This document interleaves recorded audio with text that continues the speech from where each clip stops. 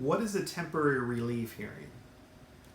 In Florida, in divorce and family law cases, there's an option to file for temporary relief. So that's basically relief prior to your final hearing and the court's final judgment. So that's at the end of your case.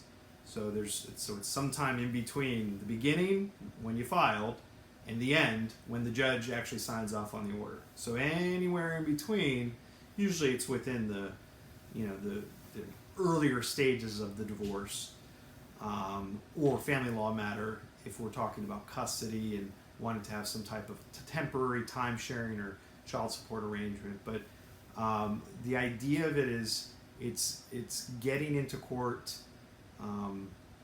earlier than waiting all the way till the final hearing, so the court can put some parameters in place, especially for support related. If no support is being paid and there's financial issues or financial difficulties, this is an opportunity for the court to become involved and to order the other side to pay some form of support to one.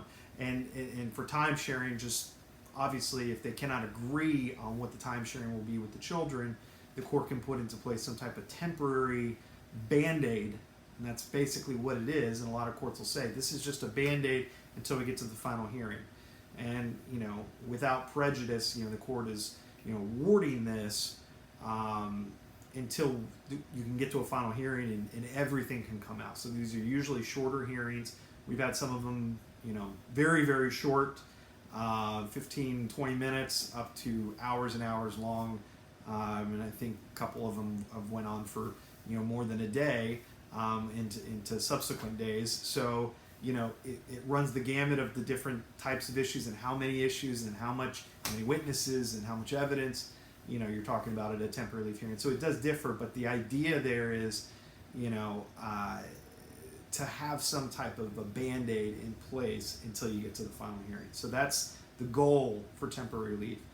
Now, most jurisdictions, and especially the ones that we practice in on the west coast of Florida, would prefer, and some of them require, that you mediate first before temporary relief hearing. So they really want a mediation before anything of substance, like long-term, long trial. They want to make sure you mediate before that. And then a lot of times for temporary relief hearing, there's certain counties that require the mediation to happen before that temporary relief hearing.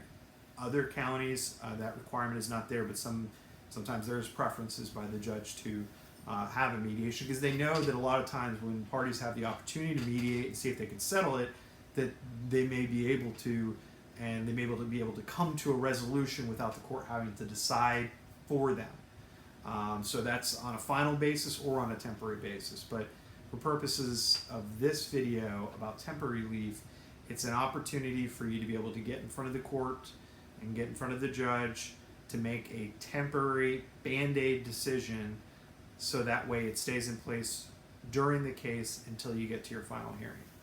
So this has been William S. Foley. Thank you very much, and have a wonderful day.